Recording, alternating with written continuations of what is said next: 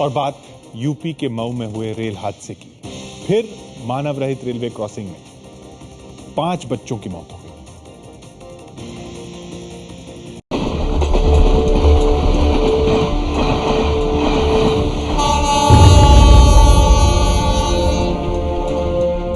गुरुवार सुबह घना कोहरा था। आजमगढ़ वाराणसी पैसेंजर यूपी के मऊ से गुजर रही थी। ट्रेन को मऊ के रानीपुर इलाके में खुरहट रेलवे क्रॉसिंग से गुजरना था। ठीक उसी वक्त दूसरी तरफ से एक स्कूल वैन आ रही थी। ड्राइवर को न तो ट्रेन दिखाई दी और न ही ट्रेन के आने की आवाज सुनाई दी। और एक बार फिर बिना गार्ड वाली रेलवे क्रॉसिंग पर हुआ एक दर्दनाक हादसा।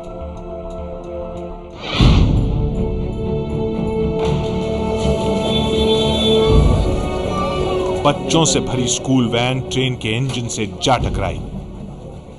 टक्कर होते ही स्कूल वैन दूर उछलकर गिरी। तस्वीरें दिल दहला देने वाली हैं।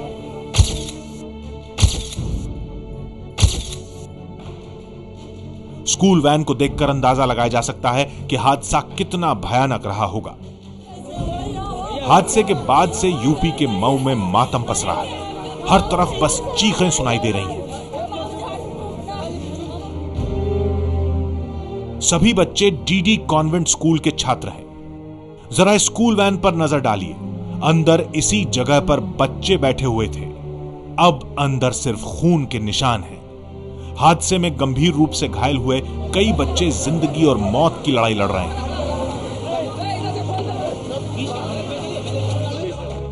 चश्मदीदों का कहना है कि वहां मौजूद लोगों ने ड्राइवर को आवाज लगाकर ट्रेन के आने की चेतावनी दी थी, लेकिन ड्राइवर के कान में ईयरफोन था, जिसकी वजह से वो कुछ सुन नहीं सका।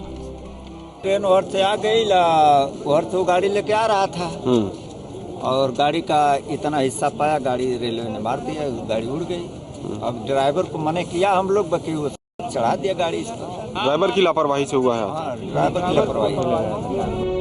मऊ में हुए इस दर्दनाक हादसे पर रेल मंत्री सुरेश प्रभु ने शोक जताया है और पीड़ित परिवारों को मुआवजा देने का ऐलान किया है। जो मुआवजा दिया जाता है, उसका जो नुकसान होता है, जिसको बच्चे चले जाते हैं, उसको तो नुकसान कभी भरा नहीं जा सकता, लेकिन फिर भी हम एक कोशिश कर रहे हैं कि जाकर उनका सांत्वन करें। उनको जो कॉम्पेंसेशन भी हमने घोषित किया है, ये बहुत ही दुर्भाग्यपूर्ण घटना है।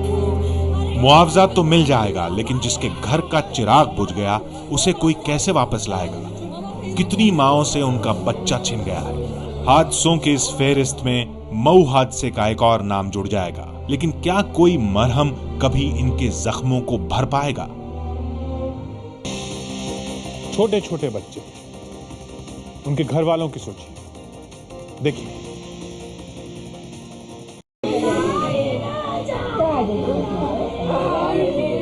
मातम की ये तस्वीरें मऊ हादसे में जान गंवाने वाले 4 साल के मासूम नरेश के घर की हैं। नरेश के जाने से पूरा घर सदमे में है। घर वालों का रो रो कर बुरा हाल हो गया है। नरेश कुमार यादव भी उसी स्कूली वैन में सवार था जिसे मानव रहित क्रॉसिंग पर ट्रेन ने टक्कर मार दी थी। जब घटना घट गई तो उनके पास सारी व्यवस्था हो गई, कर्मचारी हो गए, गेट भी उपलब्ध हो गया।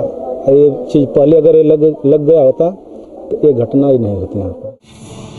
वहीं नर्सरी में पढ़ने वाले 6 साल के कृष्णा की भी इस हादसे में जान चली गई। परिवार वालों की माने तो वैन ड्राइवर की लापरवाही से बच्चों की जान गई है। सभी बच्चे डीडी कॉन्वेंट स्कूल के छात्र हैं।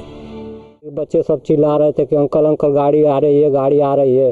अभी वहाँ से मुड़ाव से घूमे तभी बच्चे चिल्लाने लगे कि अंकल गाड़ी आ रही है, गाड़ी आ रही है, लेकिन ड्राइवर नहीं रोके। तो उसके बाद में वो क्रॉस होने के चक्कर में पड़ गए। कई बार ये बात हो चुकी, कई बार सरकार की तरफ से ऐलान हो चुके कि मानव रहित क्रॉसिंग जो है, जहां गार्ड नहीं होता, ऐसी रेलवे क्रॉसिंग को बंद किया जाएगा, उसके लिए इंतजाम किए जाएंगे। कुछ कोशिश की भी जा रही है। जापान में देखिए क्या होता है, वो हम क्यों नहीं कर सकते?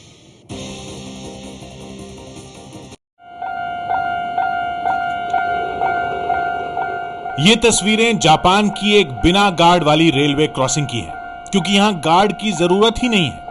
ऑटोमेटिक सिग्नलिंग सिस्टम के जरिए यहां रेलवे क्रॉसिंग पर ट्रेनों की आवाजाही होती है। मतलब यह कि ट्रेन के आने से पहले ट्रैक पर लगे सेंसर के जरिए ट्रेन के आने की सूचना मिल जाती है और सायरन बजते ही क्रॉसिंग बंद हो जाती है। क्रॉसिंग बंद होते ही सायरन भी बंद हो जाता है और फिर ट्रेन के निकलते ही क्रॉसिंग अपने आप खुल जाती है। यही वजह है कि यूरोप और जापान जैसे देशों में ट्रेन हवा की रफ्तार से बातें करती है।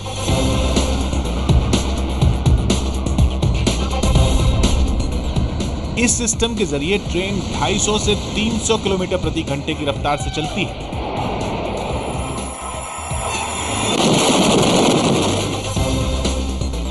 ठीक ऐसी ही व्यवस्था को लागू करने की सिफारिश अनिल काकोडकर की अध्यक्षता वाली high level safety review committee ने की थी।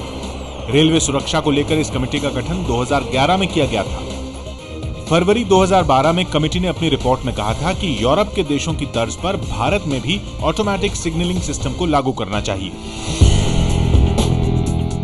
कमेटी ने 5 साल के भीतर 19,000 किलोमीटर रेलवे ट्रैक पर यह सिस्टम लागू करने के लिए 20,000 करोड़ का खर्च बताया था। कमेटी ने सिफारिश की थी कि गार्ड वाली और बिना गार्ड वाली दोनों ही क्रॉसिंग को 5 साल के अंदर पूरी तरह बंद कर देना चाहिए। इस पर 50,000 करोड़ का खर्च बताया गया था और कहा गया था कि यह खर्च अगले 7-8 साल में वसूल हो जाएगा, क्योंकि क्रॉसिंग के संचालन और रखरखाव में होने वाला खर्च बच जाएगा।